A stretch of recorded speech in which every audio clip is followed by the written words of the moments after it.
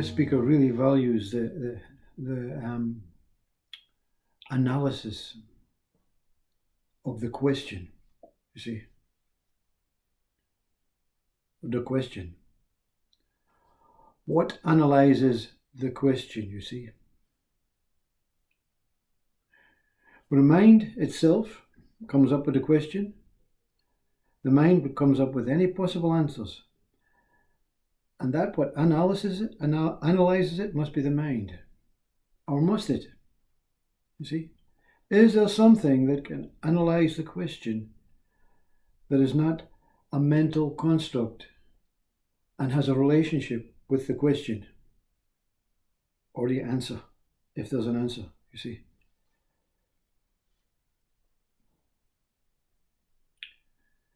Any question. Is God? Can God be a human form?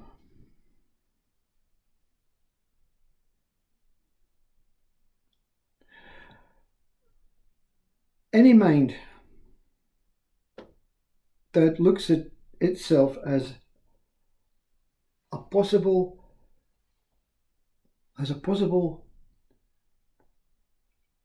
analysis on an answer will answer that question immediately. It may say, I don't know, but that's the answer, I don't know. It may say science has proved that it cannot be a human form. It may say the human form is much more temporary. God is permanent, you see. So it's always going to approve or deny the question.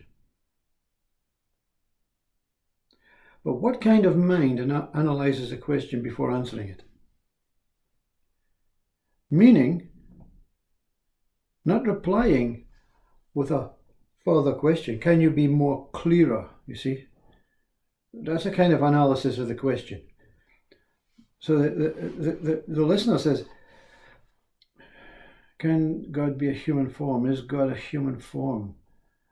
Give me some more to work with, you see? Okay? Okay, so the question can be rephrased.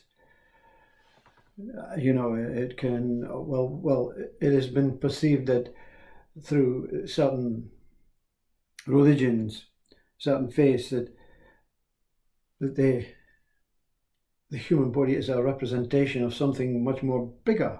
So if we look at the human body as a human form, can God be a human form?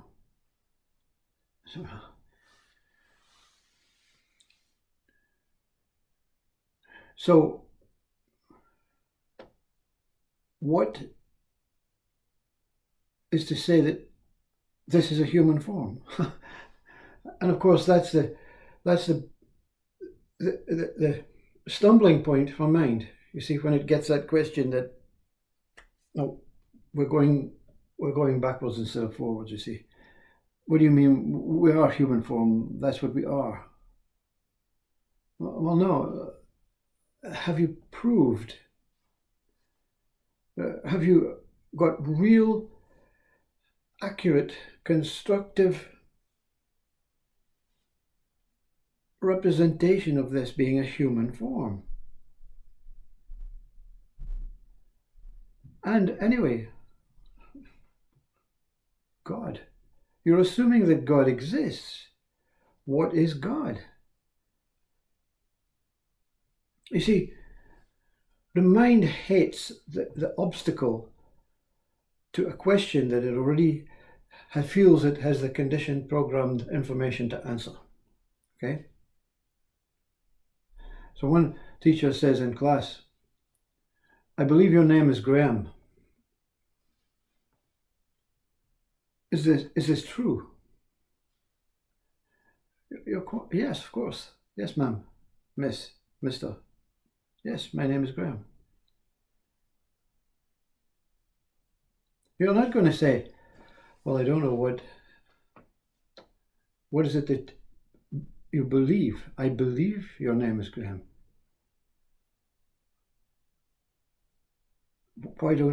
What does belief mean? Why don't you know my name is Graham? It's written in the piece of paper before you. It is a picture of me.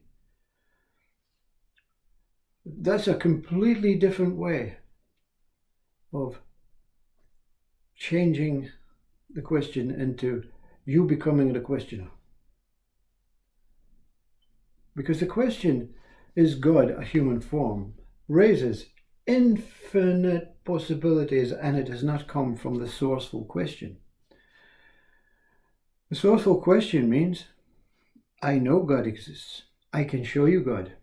So therefore we're on the same page. I know this is human form. We have been told this before we were born by this God that we are human form. These words are our true essence, our true name. So we're on the same page. So the questioner would then say, good then, wait a minute. You're right. I remember speaking to God. I remember God before I came into this body saying, you're a human form, that's what you'll be known as. I remember that. And I remember what God looks like. The same as you must remember. Well, yes, he's a human form. Yes, exactly. That's what I saw too. So what is the importance of the question? Why are we looking for something that we already know? The dissolution of the question dissolves the mental state of not knowing. That's a fact. Whether it's a question about your age, what is your age? I don't know. Question finished. What do you mean you don't know? I don't know. You do know. Okay, my age is 12. That's not true. You look much older than 12. Okay, my age is 122. No, that's not true. When was your birthday? Thursday. Yeah. Which month? I don't know. You see? Questions just take, like the pinball game. You know, you pull the ball back and it goes ding ding ding ding ding ding ding ding ding ding ding ding ding ding ding ding, and just so glad at night when the flippers fail to push the ball up and you go, now I can go to sleep. But that's not a negateful way. Question the question, you see? Question to the question till you return to the original question. The original question from any living species as it opens his eyes.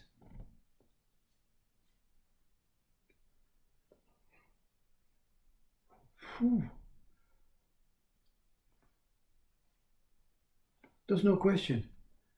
There's just this euphoric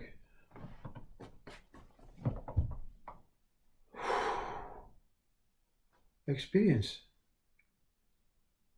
And then something from the emotional stimulating body says, this is okay. This is okay. But then we cannot be okay. We have to look for a better question, a bigger question.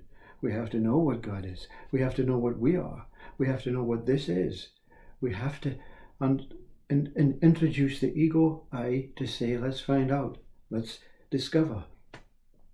Geologically, scientifically, religiously, faithfully, relationship way, natural way, afterlife way. Every way comes up with another question. And there's no questions.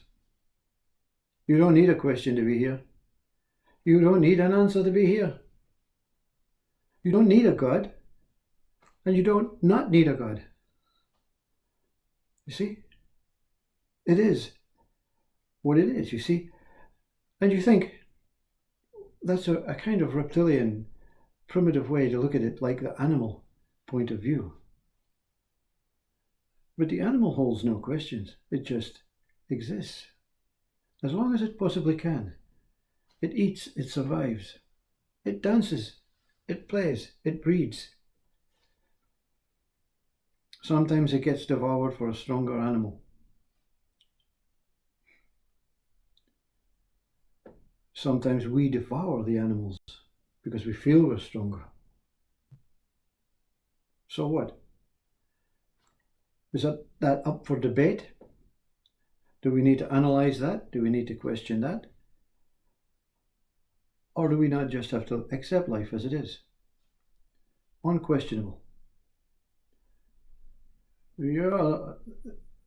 What I know is life is immeasurable. And we have the tools and facilities to try and measure it, attempt to measure it, speculate about it, assume about it. And that's just a way of passing time, a way of passing our, ego-seeking mind. But if you understand it's immeasurable, and measuring it is really a non-essential, you become the complete immeasurable. You don't go off in sections of questions, of denominations, of religions, of faiths, of relationships, of beliefs, of words, of identities, the chair, the blinds, the sky, the picture.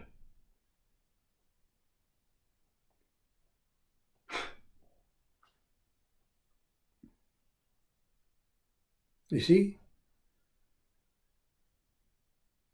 And no questions, no answers.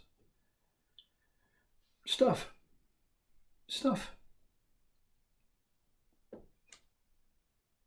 Not even good stuff or bad stuff, just stuff.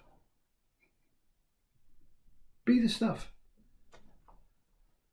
until your body gets stuffed up and